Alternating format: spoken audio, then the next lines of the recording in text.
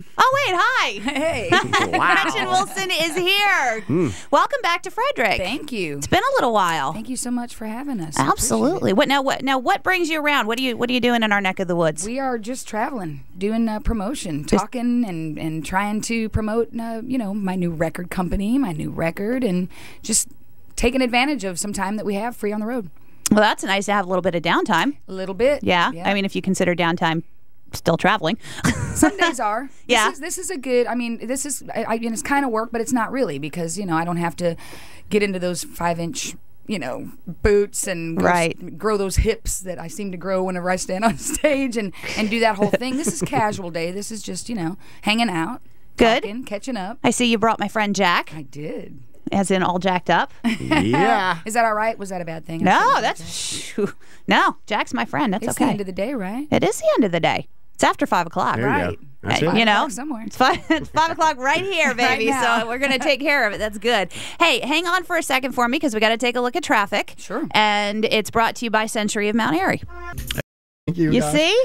Now, Gretchen, you mentioned that you started your own record label. You were on a major label before that. That's cool. Yeah, I know she's kind of in the way.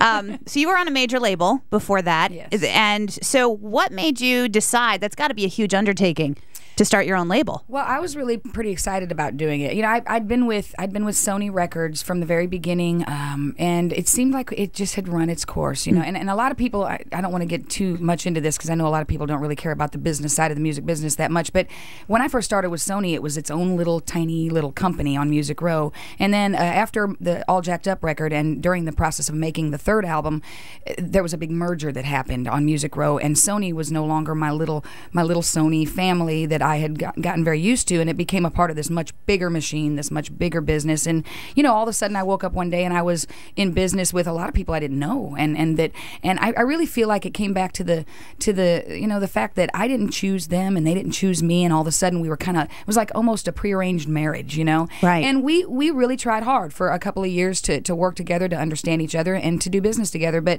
at the end of the day, I was lucky enough that I had made good enough friends there at that label. I was able to shake hands with them and say, look, we did all we could do, but it's just not working for anybody. So I was able to walk away from that and do what was next. And it only seemed logical for me to start my own label. I had a lot to say still. And what's that experience like for you as compared to being with Sony?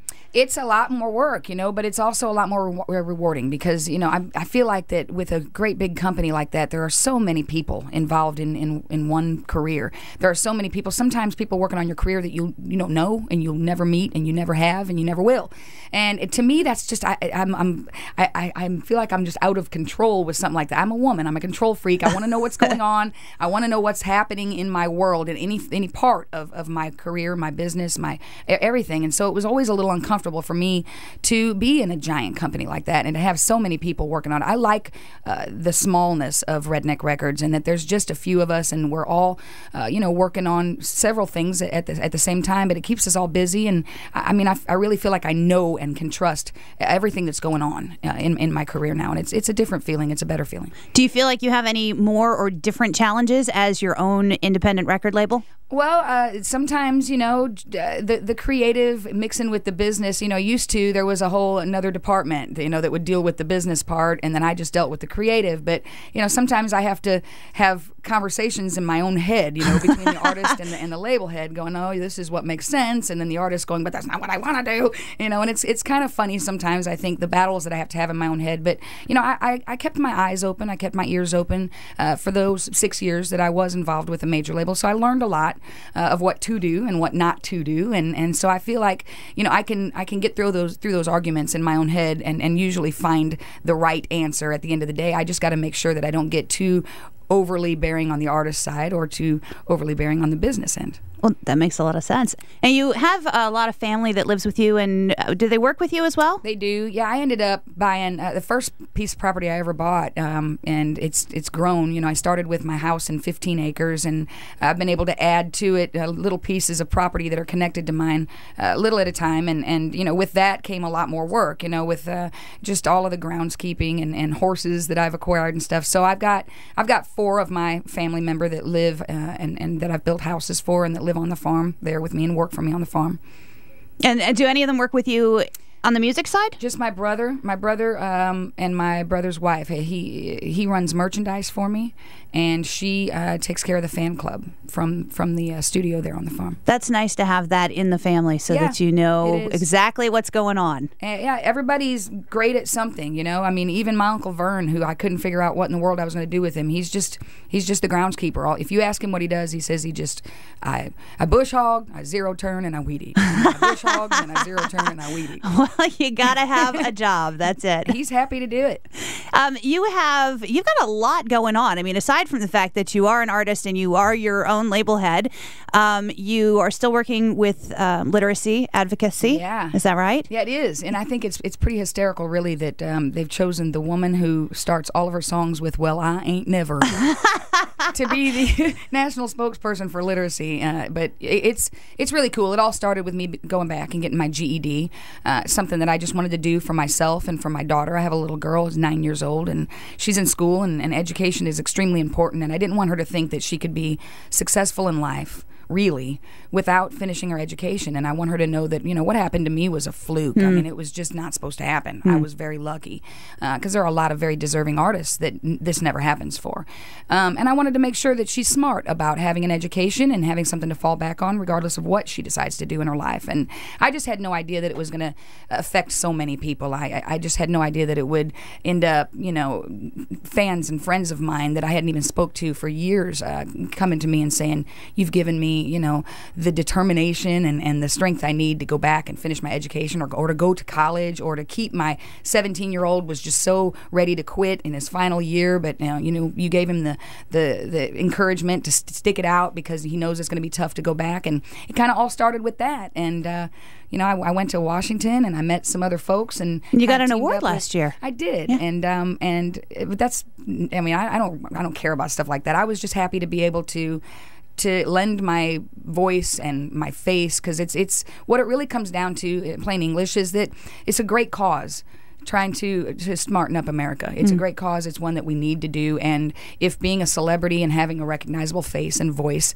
can help a good cause, I mean, that's just part of the gig. And it's nice to be able to be needed for something like that and hopefully make a difference. It's got to make you feel great when you talk to those people as well. It does. But what makes you feel great is knowing how great they're going to feel about themselves, because it's really it's a heck of an accomplishment.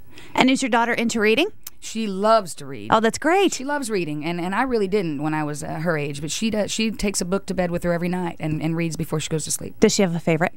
She's into something called Emily Strange, and it's a series of books for young readers. And I don't love it so much because this child is very strange. This character that she's reading, and so now my daughter just wants to be the strangest child in the world. But that's okay. It's a phase. She's got Halloween covered, I guess. When I was her age, I was doing the Madonna thing, so I really have you no and me room both. to talk. I was wearing the one leg warmer, one lace glove, bracelets all the way up the arm. And I had it too. Crazy. Frankie Goes to Hollywood. Relax T-shirt. Don't do it. All that stuff. So it's a phase. Well, cool. If you don't mind, I would like to play the title track off of your album. I would love for you to play that song. It's called "I Got Your Country Right Here." Look at all the country music station is there. Wait, that's not it. Stupid computer. Hold on. Okay, it's called "I Got Your Country Right Here."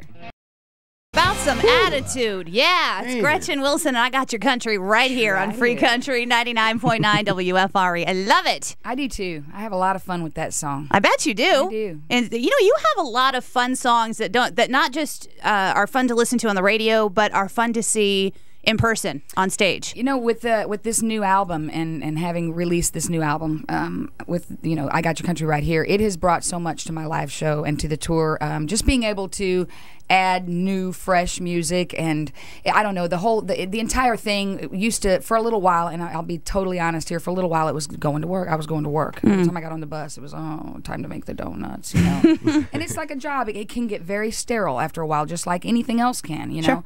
Even though it doesn't look like it can, it really can when you're doing the same songs, the same thing every night. So being able to add this new music, it's really just, it's put a new fire in the tour, and it's got to where I'm torn now, because used to all I could think about was just getting home, being home, staying home. And now it's like, when am I leaving again? When am I doing that show? Because it's just gotten that much fun. It's gotten that much more fun out on the road, and the show is just, I've got a few new members of my band, and we're having too much fun. It's really shouldn't even be allowed. Nah, as it should be. And that translates when you're watching a show. When you see an artist having that much fun, you really notice it. Yeah, it makes it more fun to watch. We have a lot. We have a blast up there. There's so much going on up on that stage that we can't even tell anybody. You know, I'm sure. You know, all artists have that 911 microphone. That's what we call it. To the one that we can step on the little pedal and we can talk to everybody on the stage. Yeah. In their hidden earphones, but nobody out in front can hear it. Oh man, they abuse that. They really abuse that sometimes. We got to get that, Dave. Yeah. We got to get one of those. You got to make sure it's working properly. Yeah, there's that. You don't want to have that mix up. I know that's right. Hey, we got to go do some traffic and some other stuff. Can you hang for a couple more minutes? All right, cool. Traffic is brought to you by Papa Murphy's.